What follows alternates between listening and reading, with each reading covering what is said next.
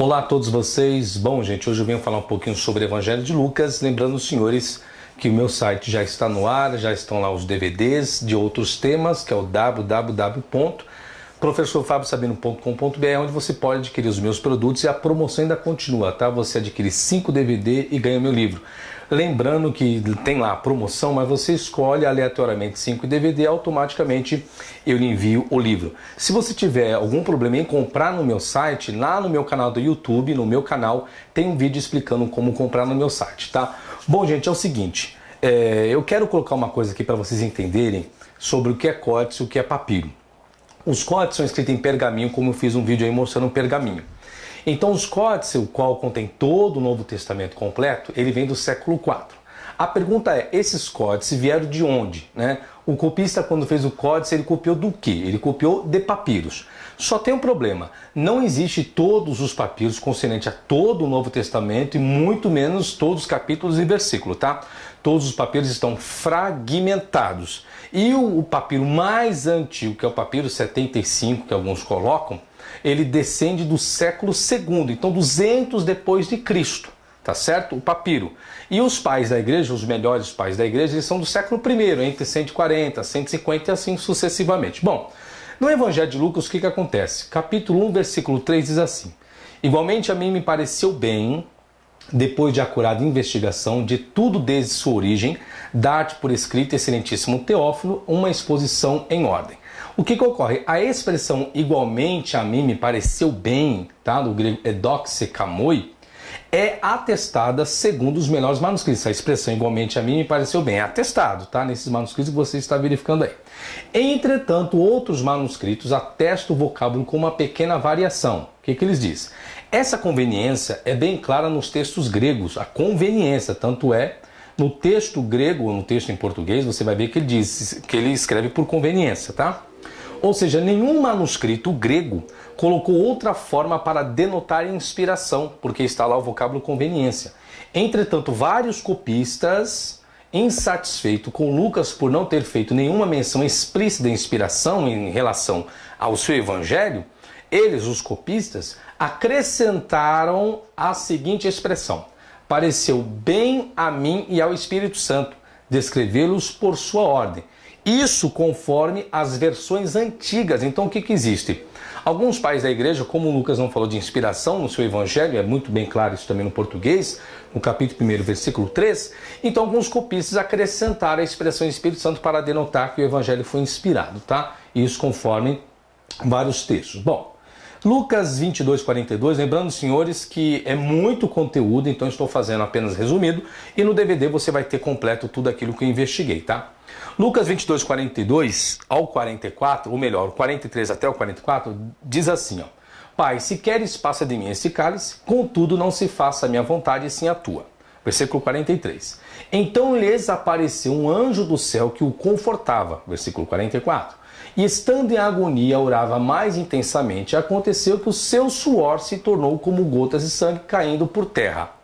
A ausência desses versículos, ausente esses versículos, em tais testemunhas antigas e amplamente diversificada, como o papiro 69 e o papiro 75, o códice sinaítico, o códice alexandrino, o códice vaticano, versão cópita, siríaco, armênia, Geórgico, pais da igreja como Marcion, Clemente, Orígenes, sugere que não fazem parte do texto original de Lucas, ou seja, a sua presença é atestada em muitos outros manuscritos, alguns antigos, bem como a citação por Justino, Irineu, Hipólito e Eusébio, que não acreditam que existe essa expressão, tá? A probabilidade dos versículos não serem atestados é por ideologia de não considerarem o relato de Jesus sobrecarregado com a fraqueza humana. E isso complicaria a sua onipotência divina como sua divindade. Então, o que alguns pais da igreja fizeram? Tiraram fora essa expressão porque isso iria colocar, ou seja, se ele é divino, como que ele pode estar demonstrando fraqueza humana? Essa foi a ideologia dos pais da igreja. Então, posteriormente acrescentaram e outros acabaram omitindo. Bom, Lucas 22, 34 diz assim: Contudo, Jesus dizia: Pai, perdoa-lhes porque não sabem o que fazem. Então, repartindo as vestes dele, lançaram sortes. O que acontece? A expressão em negrito, que é essa expressão aqui, contudo, Jesus dizia: Pai, perdoa-lhes porque não sabem o que fazem, Essa expressão toda é omitida também pelas seguintes testemunhas, que são os melhores manuscritos, que é o Papiro 75, o Códice Vaticano, o Códice Bizantino, algumas versões, etc. Entretanto, alguns pais da igreja utilizaram esta expressão inicial em seus cultos. Quem são esses pais? Nós temos Irineu, que relatou a seguinte oração, já vou colocar a tradução, está aqui em latim, a tradução é: Pai, perdoa-lhes, porque não sabe o que fazem, revela a longanimidade. Então Irineu já acredita que existe, ou seja, ele fez menção disso. Só tem um problema, veja bem onde que eu quero chegar. O material que registra o Novo Testamento, são papiros, ok? Os materiais mais antigos que registram a Bíblia que você tem em mãos, o Novo Testamento.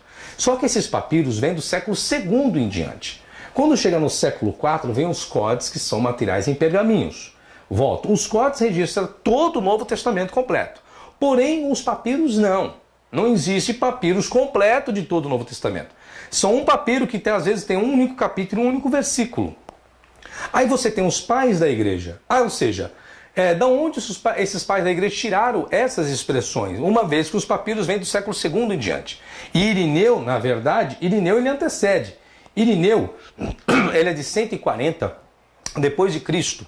Então, Orígenes, pai Orígenes também. Orígenes colocou assim, ó.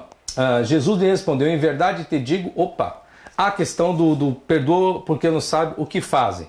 Beleza. Agora nós temos o texto de Lucas 23, 43, um texto famoso que todo mundo questiona. Diz assim, ó: Jesus lhe respondeu: em verdade te digo que hoje estarás comigo no paraíso. O que dá a entender? Que naquele mesmo exato momento, ali naquele dia, o ladrão da cruz estaria com Jesus no paraíso. Ok. Só o que acontece? A expressão em negrito, que é em verdade te digo que hoje estarás comigo no paraíso, tem muitas variações pelos pais das igrejas. O que o Epifânio escreveu?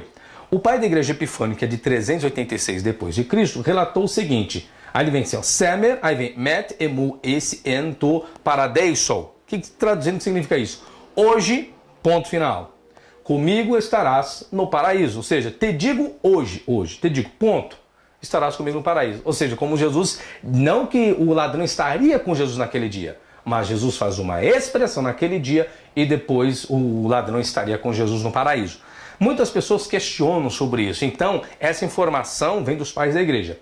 Orígenes também, diz o pai da igreja Orígenes, que é de 186 depois de Cristo, ele antecede os papiros, relatou o seguinte: Semer met en esse ento para, aí vem o paraíso, tu teu, ele já faz diferente. Então, em verdade te digo hoje, ponto final também. Comigo estarás no paraíso de Deus. Está aqui Orígenes, tá? E o último é Crisóstomo, o pai da igreja Crisóstomo, que é de 347, que já está pós-papiro, e antecede os códices, relatou o seguinte: Amém, amém, lego soi. Semer met esse ento paradeiso. Em verdade te digo, hoje, vírgula, hoje, comigo estarás no paraíso. Então, nenhum dos pais da igreja coloca essa expressão conforme está no português, que diz assim. Vamos pegar aqui. Jesus lhe respondeu: em verdade te digo que hoje estarás comigo no paraíso. Ou seja, nenhum pai da igreja diz que o ladrão estaria com Jesus naquele dia no paraíso. Então, todos os pais da igreja, né, com Irineu, que antecede os papiros, e depois Epifânio e Crisóstomo, que antecede os códices, que os códices são do século IV em diante, também não traz essa informação. Então estão aqui algumas dessas variações que existem no Evangelho de Lucas. Há outras, senhores, há muitas outras, mais complexas, porque eu não quero expor isso aqui ao público, não quero expor, porque é algo um pouco, eu vou dizer assim, não que seja pesado, porque é a verdade nua e crua. Eu não quero expor porque há pessoas que ainda estão aptas a ouvir essa verdade. Pelo vídeo, não. Agora, se quiser o DVD quando estiver pronto, meu amigo, eu não tenho nem o que questionar. Você vai saber de coisas que você nunca imaginou e nunca pensou em ouvir e nem sabia o que era realmente a verdade. Então eu estou analisando papiros e no DVD você vai ver imagem de papiro, estou analisando os códices, você vai analisar tudo isso e o meu próximo vídeo é sobre o Evangelho de João e eu vou até o livro do Apocalipse. Então quando fizer João, aí eu vou fazer já os DVDs completo de Mateus a João, você vai adquirir depois assim sucessivamente, tá certo? Então muito obrigado a todos vocês, sucesso, até a próxima e tchau, tchau.